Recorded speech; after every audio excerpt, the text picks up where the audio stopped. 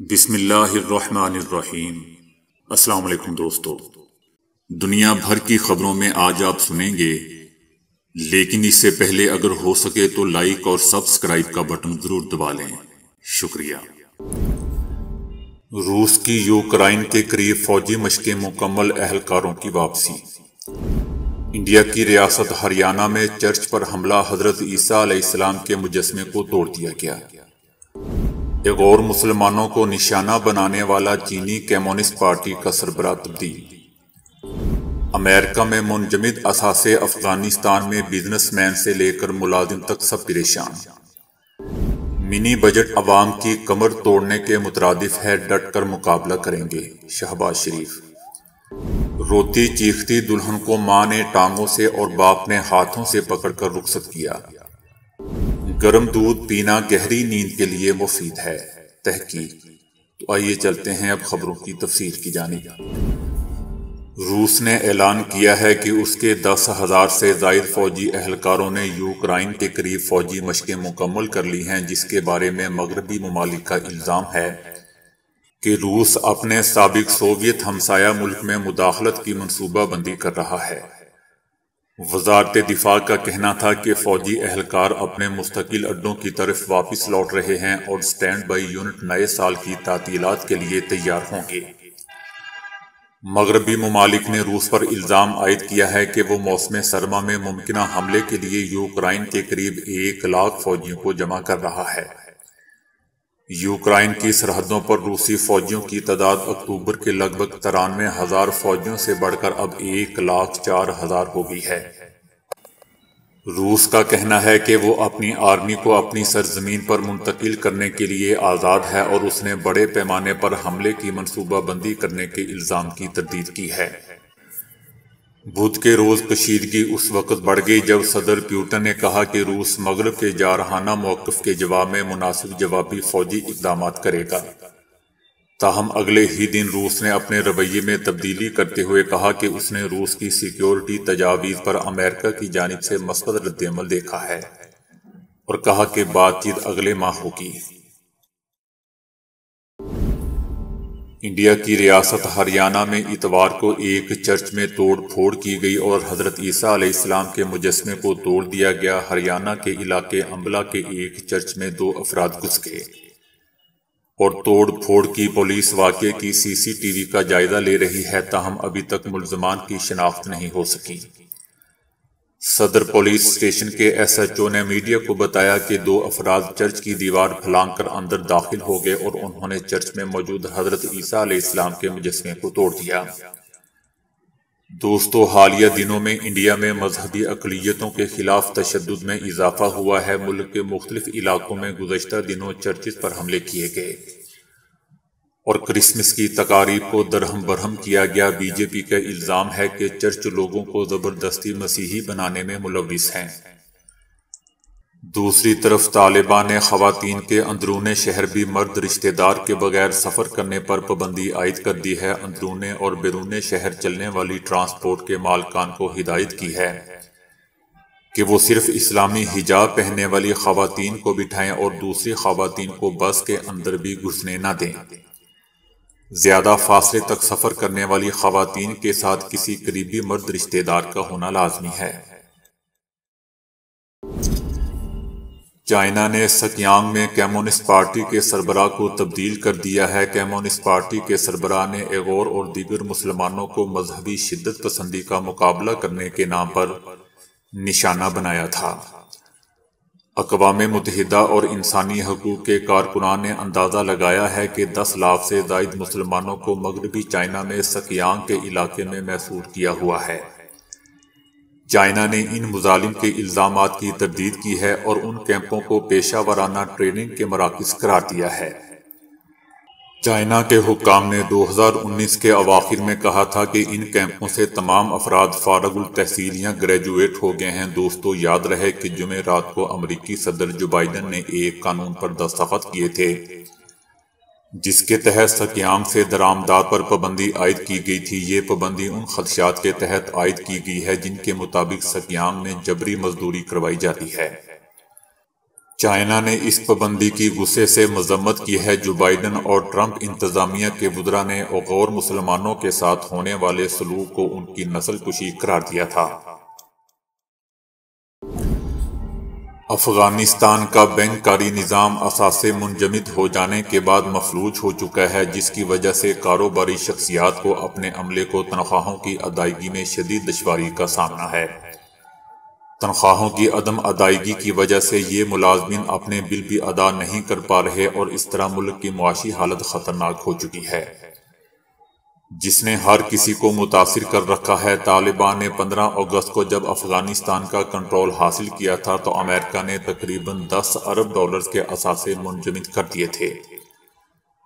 42 سالہ ملازمہ گلہا جو اپنے گھر کی واحد کفیل تھی اب بے روزگار ہو چکی ہیں۔ 4 ماہ بعد اب انہیں اپنے اخراجات پورا کرنے میں دشواری کا سامنا ہے اور انہیں یہ خدشہ ہے کہ ان کا 6 افراد پر مشتمل خاندان دن میں صرف 1 یا 2 مرتبہ ہی کھانا کھا سکتا ہے۔ گلہا نے بتایا کہ میرے پاس 14 کلو گرام چاول، 20 سے 21 کلو گرام آٹا اور کچھ تیل موجود ہے جو 10 دن تک ختم ہو جائے گا۔ اس کے بعد گلہا کا شمار بھی ان ہزاروں افراد میں ہوگا جن کا مکمل انحصار امداد پر ہے۔ دوستو، یاد رہے کہ افغانستان پر طالبان کے قبضے کے بعد امریکہ نے اعلان کیا تھا کہ ملک کے سونے اور نقد ذخائر تک طالبان کو رسائی نہیں ملے گی۔ ان میں بیشتر اثاثے بیرون ملک موجود ہیں۔ امریکہ نے اپنے ملک میں موجود افغانستان کے تمام اثاثے، جن کی مالیت تقریباً $9.5 ارب ہے، منجمد کر دیے تھے۔ شہباز شریف نے کہا ہے کہ منی بجٹ عوام کی کمر توڑ دینے کے مترادف ہے، تاہم اس کا ڈٹ کر مقابلہ کریں گے۔ شہباز شریف نے اپنے بیان میں کہا کہ 3 سال میں پی ٹی آئی نے ملک کا وہ کباڑہ نہیں کیا جو منی بجٹ سے ہو جائے گا۔ باضمیر حکومتی ارکان اور اتحادیوں سے پھر کہتا ہوں کہ منی بجٹ زہر کا پیالہ ہے، اس سے دور رہیں۔ انہوں نے کہا کہ منی بجٹ سے پاکستان کی معیشت بیرونی سہارے کی مرہون منت ہو کر رہ جائے گی۔ یہ اقدام پاکستان کی معاشی خود مختاری، جوہری اور کشمیر جیسے نازک قومی مفادات کے لیے خطرناک ثابت ہوگی۔ پاکستان کو درپیش مسائل کی دلدل سے نکالنے کے لیے 10 سال کی پالیسی تیار کرنا ہوگی۔ اس 10 سال کی معاشی پالیسی پر تسلسل سے کام کر کے ہی موجودہ معاشی دلدل سے نکلنے کی راہ پیدا ہو سکتی ہے۔ شہباز شریف نے کہا کہ پائیدار معاشی ترقی کے لیے 10 سالہ منصوبہ بندی کی موجودہ حکومت میں نہ اہلیت ہے اور نہ ہی ویژن، نہ یہ اتفاق رائے پیدا کر سکتے ہیں۔ جھوٹے وعدوں، تسلیوں، خام خیالی پر پائیدار اور مستحکم معاشی بنیادیں کھڑی نہیں ہو سکتیں۔ بڑھتی مہنگائی، کرنٹ اکاؤنٹ خسارہ میں اضافہ اور روپے کی قدر میں مسلسل کمی ٹک ٹک کرتے بم ہیں۔ انہوں نے کہا کہ ہفتہ وار اشیاء ضروریہ کی قیمتوں کا انڈیکیٹر 2 سال کی بلند ترین سطح یعنی 19.83% پر ہے۔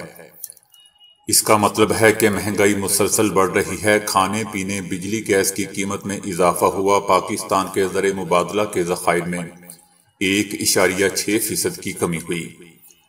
شہباز شریف نے کہا کہ معاشی ترقی ہو رہی ہوتی تو ملک میں فی کس آمدنی میں مسلسل کمی نہ ہو رہی ہوتی۔ شادی بیاہ کی منفرد اور مزاحیہ رسمیں تو آپ نے بہت دیکھی ہوں گی، مگر ایک دلہن اپنے گھر سے وداعی کے وقت اتنا روتی ہے کہ اسے ماں باپ کو اٹھا کر رخصت کرنا پڑتا ہے۔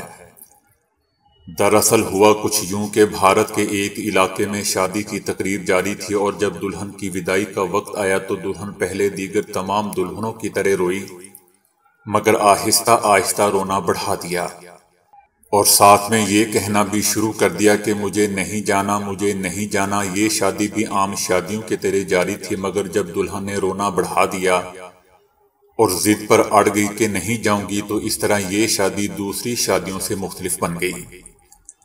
اس موقع پر والدین نے پہلے تو بیٹی کو بہت سمجھایا، مگر جب وہ نہ مانی تو ماں نے ٹانگوں سے پکڑ کر اور والد نے ہاتھوں سے پکڑ کر اسے زبردستی کار میں بٹھا دیا، جبکہ اس موقع پر دلہن کے بھائیوں نے بھی والدین کا ساتھ دیا اور آگے بڑھ کر کار کا دروازہ کھولا، جس کے بعد دلہن کو گھر سے الوداع کر دیا گیا۔ اس کے علاوہ یہاں یہ بتانا بھی بہت ضروری ہے کہ اب تک کوئی بھی اطلاعات موصول نہیں ہو سکی ہیں کہ دلہن نے عین وداعی کے وقت ایسا کیوں کیا۔ کیا آپ دوستو جانتے ہیں کہ اس کی وجہ کیا ہو سکتی ہے؟ عام طور پر دیکھا گیا ہے کہ لوگ بستر پر جانے سے پہلے دودھ کا ایک گرم کپ پیتے ہیں، لیکن اب سائنس نے اس پر غور کیا ہے کہ کیا واقعی رات کو دودھ پینا گہری نیند لاتا ہے۔ ماہرین نے اس کا جواب یہ دیا ہے کہ ہم جانتے ہیں کہ دودھ میں کئی طرح کے امائنو ایسڈز ہوتے ہیں جو اہم پروٹین کی تشکیل کرتے ہیں۔ یہ پروٹین مختلف طریقوں سے نیند لاتے ہیں۔ ماہرین نفسیات کے مطابق جب ماں یا باپ بچے کو نیم گرم دودھ کا ایک گلاس پیش کرتے ہیں تو وہ اسے نفسیاتی طور پر والدین کی آغوش، محبت اور سکون کا اظہار سمجھتے ہیں۔ اس طرح بچوں پر دودھ کا ایک نفسیاتی اثر ضرور ہوتا ہے۔ دوسری جانب دودھ پینے سے رات کو بے چینی کا احساس بھی کم ہو جاتا ہے۔ اب اگر سائنسی طور پر بات کی جائے تو اس میں ٹرپٹوفین نامی امائنو ایسڈ ہوتا ہے۔ امریکی نیشنل لائبریری آف میڈیسن کے مطابق ٹرپٹوفین نیند اور سکون والے ہارمون میلاٹونن کو بڑھاتا ہے۔ اس طرح ہم کہتے ہیں کہ دودھ پینے کا عمل بدن کو اتنا پرسکون کرتا ہے کہ غنودگی آنے لگتی ہے اور نیند میں بہتری ہوتی ہے۔ لیکن چینی تحقیق بتاتی ہے کہ ایک گلاس دودھ میں ٹرپٹوفین کی بہت معمولی مقدار ہوتی ہے جو سلانے کے لیے بہت ناکافی ہوتی ہے۔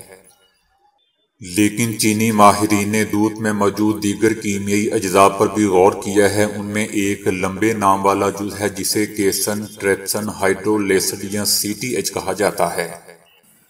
اب CTH میں سینکڑوں مختلف پیپٹائڈز ہوتے ہیں جو دماغ میں سگنل کے عمل کو روکتے ہیں اور یوں دماغی سرگرمی سست ہو جاتی ہے۔ تجربے کے دوران جب چوہوں کو یہ پیپٹائڈز دیے گئے تو وہ گہری اور لمبی نیند سو گئے۔ دوسری جانب بعض ماہرین کا خیال ہے کہ نیم گرم دودھ معدے میں جا کر سکون پہنچاتا ہے اور یوں بدن کے درجہ حرارت کو بڑھاتا ہے۔ اس طرح نیند کی آغوش میں جانے میں مدد ملتی ہے۔ تو دوستو ابھی کے لیے اتنا ہی۔ ویڈیو کو لائک اور شیئر کرنے کا بہت بہت شکریہ۔